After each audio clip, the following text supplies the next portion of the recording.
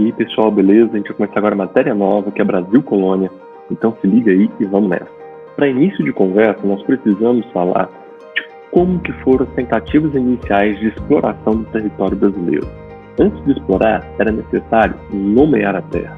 Nomear a terra fazia parte do imaginário europeu como o início de tomar posse. Pensem, por exemplo, na mitologia bíblica de Adão. Qual que era a função dele? Dar nome. E dar nome significa tomar posse. Bom, os italianos, também interessados nessa terra, inicialmente chamaram ela de Terra dos Papagaios devido à abundância dessa ave dos lados de cá. Mas os portugueses, por meio do rei Dom Manuel, deram o nome de Terra de Vera Cruz.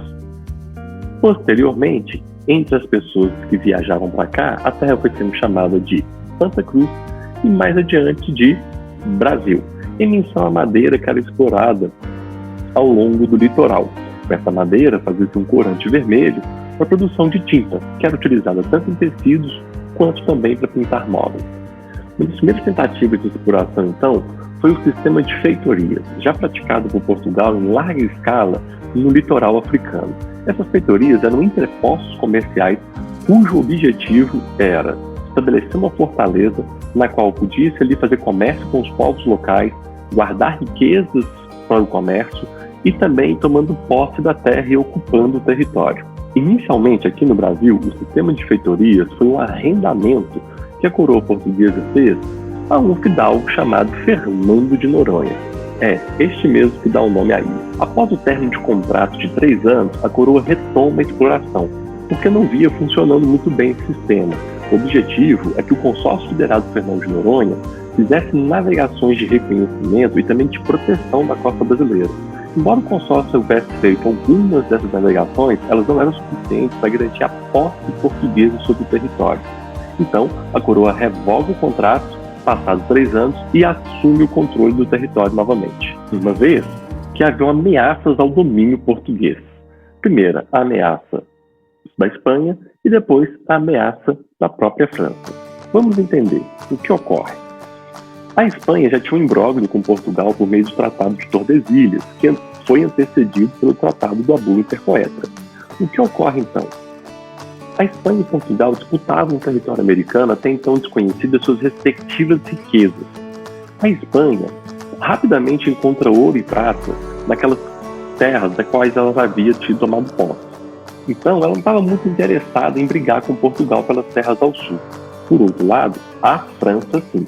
A França entendia que não havia propriedade sem ocupação. Dentro do processo, dentro da mentalidade colonial europeia, ocupar era necessário para que a terra passasse então a pertencer ao invasor. Como o rei francês não reconhecia os tratados de Tordesilhas e nem a Bula Intercoetra, e menos ainda o apoio da Igreja a Portugal e Espanha, o rei francês tinha interesse em colonizar as terras da América, uma vez que ele também queria ampliar as suas relações econômicas mercantilistas. Dada então essa ameaça, sobretudo francesa, Portugal vai dar início então à colonização por meio das capitanias hereditárias, cujo principal objetivo era nada mais nada menos que ocupar e explorar as terras. Vamos lembrar que essas terras eram povoadas, a gente já tinha aqui uma enorme população indígena. A ocupação se fazia necessária para colocar nessa terra portugueses, pessoas com a mentalidade portuguesa, pessoas cujo objetivo era explorar as riquezas para o acúmulo mercantilista de Portugal. Como se deu início, então, a Constituição, ao início das capitanias hereditárias? Mais ou menos da seguinte maneira. Dividiu-se o território em 15 faixas de terras paralelas, como você pode ver o mapa à esquerda, que eram limitadas pelo Tratado de Tordesilhas, como você também pode ver o mapa. A coroa, então, ela vai doar essas terras, essas 15 capitanias, a 15 capitães donatários. E um desses capitães faziam parte da alta elite portuguesa. E por qual motivo? O grande interesse econômico português, da burguesia portuguesa, estava nas ilhas. Ali o comércio era lucrativo. Estima-se que nesse período, 26% do lucro da coroa portuguesa vinha das ilhas, enquanto aqui da América vinha em torno de 2,5%. Ou seja, a riqueza não estava na América, a riqueza estava no comércio com as Índias. Daí, a alta nobreza portuguesa, a alta elite portuguesa não tem muito interesse nas terras aqui do Brasil. Isso não quer dizer, então, que vieram para o Brasil pessoas paupérrimas, pessoas sem condições. Até porque a exploração da terra por meio das capitanias hereditárias era de iniciativa privada, ou seja, os capitães donatários precisavam ter recursos para iniciar essa exploração. Embora nenhum capitão donatário fosse da elite portuguesa, todos eles tinham que ter algo em comum, que era estar ligados ao rei ou a pessoas próximas a ele. Eram as pessoas amigas do rei que ganhavam o privilégio de poder explorar a terra e, quem sabe, enriquecer com isso. Os donatários, então, passavam a ter o direito de explorar 20% das terras e os demais 80% eles deveriam distribuir por meio de sesmarias. Cabia aos sesmeiros, quem recebia as sesmarias, cultivar a terra, ocupar a terra, o que era essencial dentro da mentalidade colonizadora portuguesa. Porém, isso não aconteceu bem assim não. Os sesmeiros acabaram não conseguindo explorar a terra devido ao alto investimento que isso exigia. Os capitães donatários, eles recebiam do rei uma doação, pela qual eles se tornavam possuidores, mas não proprietários da terra. Como o próprio nome diz, capitanias hereditárias, elas são hereditárias, podia passar de pai para filho. Mas a propriedade era da coroa portuguesa. Então, os possuidores não podiam vender, não podiam negociar, não podiam fazer nada que não estivesse no acordo feito entre a coroa portuguesa e esses capitães donatários. É necessário, então, a gente ter atenção ao seguinte: o Brasil foi fundado como latifúndio. O que isso quer dizer? A constituição da cultura brasileira, ter grandes propriedades de terras concentradas em uma única pessoa ou em pequenas famílias, pequenos grupos de famílias, é tido como um privilégio, porém é compreendido como direito. A elite brasileira, desde a sua fundação até hoje, compreende que ter grandes extensões de terra é um direito quase que meritocrático da parte deles. Vocês podem ver que não. A Constituição do Brasil, ela é feita a partir dos amigos do rei, que por serem amigos do rei, por serem pessoas próximas ao rei, tinham o direito de herdar grandes extensões de terra. E ao longo da história brasileira, a gente vai perceber então que as leis, os governos, são constituídos a fim de garantir a perpetuação deste privilégio. A organização das capitanias hereditárias. Bom, essa organização se passava da seguinte maneira: os capitães donatários podiam explorar economicamente as terras por meio da instalação de engenhos de açúcar, moinhos de água, que era uma força motriz para beneficiar a cana-de-açúcar, explorar o pau-brasil e também metais preciosos derivados da pesca, bem como também constituir ali depósitos de sal. Bom, o engenho de açúcar ele era muito caro. Portugal já tinha experiência do engenho de açúcar nas suas colônias africanas, na ilha de Açores e Madeira, por exemplo. E não era muito barato montar um engenho de açúcar, plantar a cana, colher, beneficiá-la e transformá-la em açúcar. Todo o processo era muito caro. Imagina o transporte, o frete do Brasil para a Europa, tudo isso era muito caro. Então não era todo mundo que tinha condições de fazer isso. Isso dificultava muito a exploração econômica por diversos capitães donatários. Em troca dessa exploração econômica, os capitães donatários tinham que pagar direitos, os famosos impostos da coroa portuguesa, para poder, então, explorar a terra. É daí que vinha o lucro da coroa portuguesa. A ideia da coroa portuguesa era muito simples: fazer uma parceria público-privada em que os capitães donatários faziam todo o investimento, tinham todo o trabalho, assumiam todo o risco, enquanto a coroa apenas lucrava com os impostos. Parceria bacana, né? Isso já nos permite compreender que isso não vai dar muito certo, porque era necessário grandes investimentos de um alto risco que essas pessoas não estavam muito dispostas a correr, já que elas não estavam entre as mais ricas da elite portuguesa. Os capitães donatários também tinham o monopólio da justiça.